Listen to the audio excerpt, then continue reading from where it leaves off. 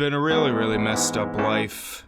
7 years of torture, 7 years of anger. My finances are causing me strife. It's difficult to pay off loans, but I am not a quitter. La la la, whatever. La la la, I'll just stay here. La la la, oh yeah. La la la, and talk about an old song and band from my youth in the early 2010s. And now we'll see some of their old songs and tell if they're any good. I don't know what I'll find here, but at least I'll be distracted. It's time to talk about Hot Chelle Ray. Yeah, I'm doing another one of these. I enjoyed doing that Metro Station one so much that I want to talk about another band from when I was younger that weren't really one-hit wonders, but just seemed to vanish after about a year. Hot Chelle Ray had a few decent-sized hits in 2011 and 2012 and then were never heard from again. So where did they go? Were any of their other songs worth listening to? Well, let's find out. Whatever happened to Hot Chelle Ray? Tonight. So the story of Hot Chelle Ray actually starts out as the story of Miracle Drug, starting in 2005 with two friends named Ryan Follacy and Nash Overstreet. They brought on a friend named Ian Keaggy and Ryan's brother Jamie, and released one EP in 2008 called Masquerade. I would tell you about it, but I can't find it. Like, either online or any physical copies anywhere. I can't even find the names of the songs. This is a perfect example of lost media. I can't even find any evidence that this exists outside of a listing on their discography page. Lost Media Wiki? Get on that. Well, they got a little bit of success on, guess what website? MySpace, of course. Yeah, you know how TikTok is creating our music stars now? It really was like that with MySpace in the late 2000s. In fact, MySpace is why they changed their name to Hot Chelle Ray, in order to honor a stalker from the site. I swear if this is the second band in a row to have creepy themes, then I'm just quitting music altogether. So you may be thinking they were successful based on their last names. What? You weren't thinking that? Well, apparently Steven Tyler was. We're standing backstage and Steven goes really intensely. He's like, all right, what's your last name? I'm like, Follacy. He goes, what's your last name? Overstreet. He said, what's your last name? Keaggy. And he goes, I can tell you right now, you're going to be successful just based on your last names alone. Well, the reason they got any chance at all was simply because of nepotism. All four of them have relatives in the music industry, the Follacy brothers being the sons of Keith Follacy, a country songwriter who worked with people like Randy Travis and Tim McGraw. Keaggy is the son of Christian artist Phil Keaggy, 7-time winner of the GMA Dove Award. So yes, he's Dove approved. And Overstreet is the son of country singer-songwriter Paul Overstreet, and brother of Cord Overstreet, who was a main actor on this obscure Fox show called Glee. I don't know, I never saw it. He appears in the video for their biggest song, by the way, and dated Emma Watson at one point. Oh, you dated one of the most beautiful women in the world? Well, your name is Cord. So anyway, back to the band. After changing their name, they got a couple of big producers to help them with their first album, Lovesick Electric. One being Eric Valentine, who's done work for Good Charlotte, Smash Mouth, and all the American Rejects. The album was released in October 2009 with its lead single, I Like to Dance. Well, I like to dance, so if you do, just get on the floor, forget the romance. This is what music was created for. Yeah, this is alright. I wouldn't seek it out, but if it were playing at the club, I think it would keep the party going, although it has one of the most pointless album title drops ever. Lovesick Electric. Although on Wikipedia, as of me writing this, it's referred to as I Like to Dance with Do It from Yo Gabba Gabba. I think someone put it there as a joke because there actually is a song from Yo Gabba Gabba called I Like to Dance featuring Do It. Go, go, go do it. Go, go, go do it. Go, go, go do it. Go, go, go do it. We like to dance. I swear I thought one of these things was gonna show up in the video. You can imagine my disappointment when none of them did. The only other single off that first album was Bleed, released in August 2010. I feel like I'm drowning in Oh god, no. A ballad. These guys decided to release only 2 singles, and one of them is a ballad. In 2010, the year of club dance songs about people dancing to other club dance songs. On top of that, this song is generic. The lyrics are all stock, the video is terrible, and it feels like Hey There Delilah light. Always dreamed about this moment. It got onto the mainstream top 40, but that was it. As for the rest of the album, the songs aren't terrible, but there is not one standout. I did not find one of them memorable. Well, they went on tour, but obviously weren't becoming superstars. They released their next album, Whatever, in 2011, and this time they got different producers. Most of them worked with more successful pop rock acts. In fact, it was the first album of producer Andrew Goldstein, who later worked on a lot of stuff. Did it work? Well, let's check out that first single. We're going at it tonight, tonight. There's a party on the rooftop, top of the world. There are a small batch of songs I associate with the end of high school in 2011. Of course, there's Party Rock Anthem, Rolling in the Deep can go in there. The more forgotten one is Where Them Girls At, and one of the first ones that comes to mind is this song. In fact, it got so much overplay that by the end of the year, I was kinda sick of it. So, how does it hold up over 10 years later? Tonight, tonight. There's a party on the rooftop, top of the world. I still get a kick out of it. It's fun, and I have a soft spot for songs about partying to get out of a funk. Also, it is one of the most early 2010s things ever released. I woke up with a strange tattoo, kinda looks just like you.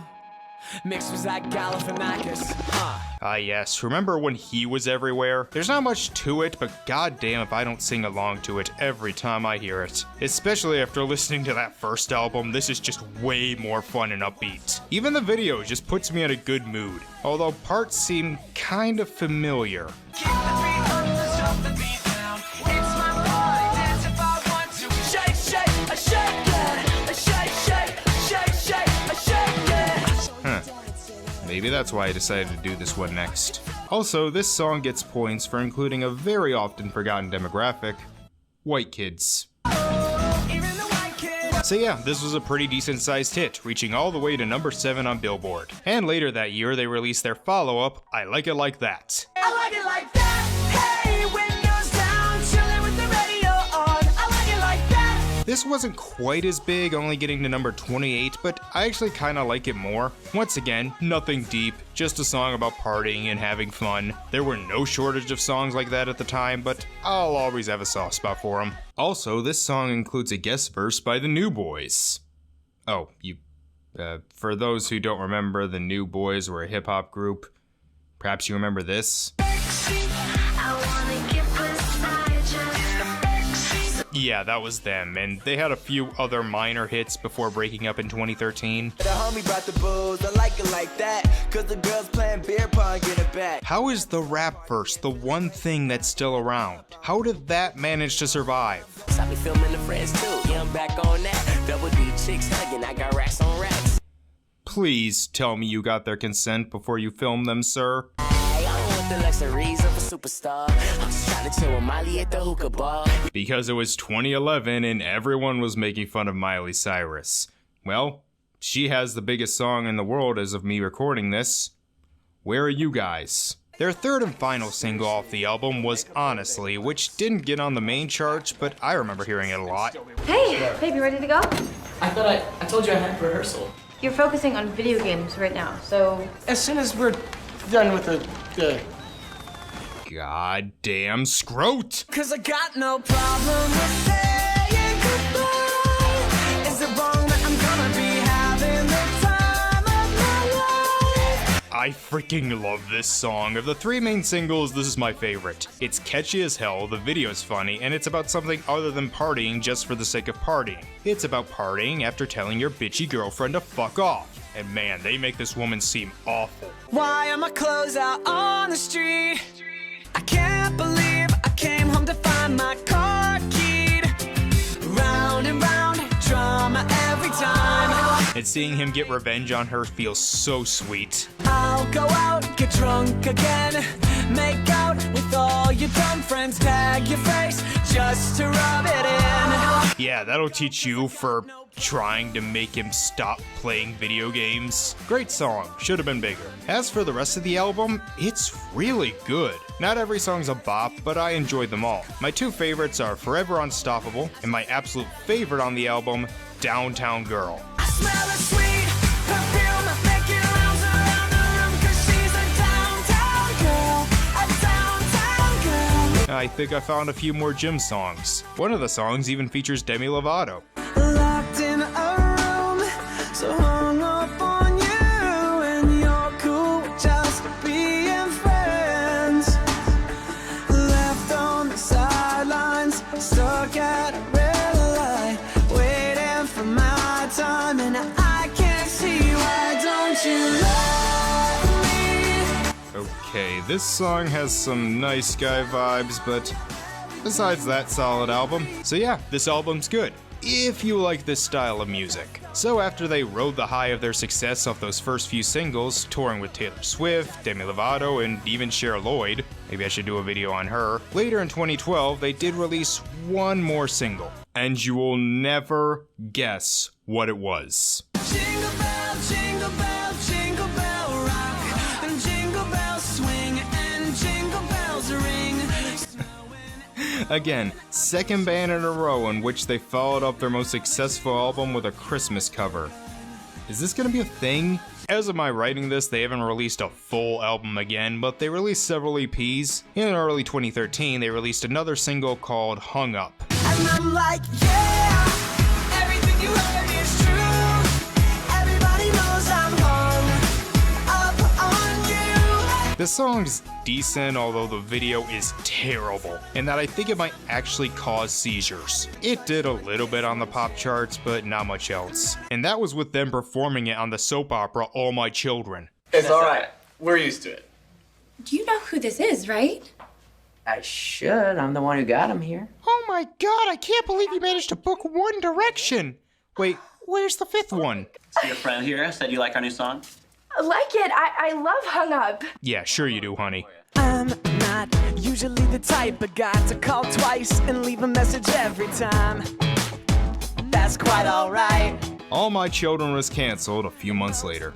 Well, after that, things started to fall apart. Keegi left the band, the rest of the group managed to release two more singles in 2014. One called Recklessly, which is okay, and Don't Say Goodnight, which I found forgettable. If you want a really good song from this time, I recommend Higher, but not much else. This is the video for Don't Say Goodnight. The idea, to play in as many places as we can without getting kicked out or getting arrested.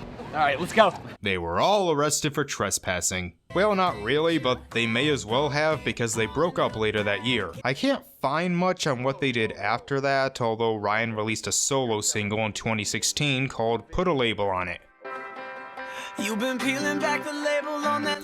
Oh shit, no, country pop, no! You tell your friends and I tell mine. Well, that explains why this wasn't a hit. This style of music was officially dead by 2014, and we did not need the Hot Chelle Ray guy to try and bring it back. You're all that I ever wanted.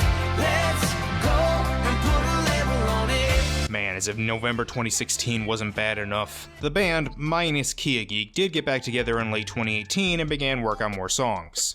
Hold on. So they break up in late 2014, right around the time my life starts going to shit, and then get back together right at the end of 2018 when I start to get my life back on track. Coincidence? Yeah, probably. Well, anyway, in November 2019, they released a new song called I Hate LA. Metro Station got you beat there. They came back hating all of society. You just hate LA. Join the club. I hate LA. I hate LA. La, la, la, la, la. Catchy enough, but not one I would really seek out. Although I do love that they have a song called I Hate LA, yet had another song earlier called Come Back to California. Yeah, I know LA isn't all of California, but Is it? Well, anyway, it did a little bit on the adult pop charts, but nothing on Billboard. They released plenty of songs in the years since. I've listened to them all, and they certainly have a more laid-back vibe compared to the whatever sound, which does match to what music is becoming more popular the past few years, but none of them have charted. And most of the ones they released in 2020, I'm not dying to hear again. But in January 2021, they released a song that actually made me go, wow. And that would be Tonight Tonight, the COVID remix. Stay your ass inside tonight. Have a party in your birthday suit by yourself inside tonight. Trying to kill minutes and good for your health until we're vaccinated. Let's stay in and get wasted tonight, tonight. Stay inside tonight. I woke up like it's Groundhog's Day. Okay, this is kind of funny now, but if I heard this song back in January 2021, I may have broken all lockdown rules, found all three of these guys, and punched them. Although I think that reignited something in the band because the songs they released since have actually been pretty good. There's Do the Damn Thing that features chord over street and a singing role this time, and their most recent single is called Stupid Song, which I actually thought was really good.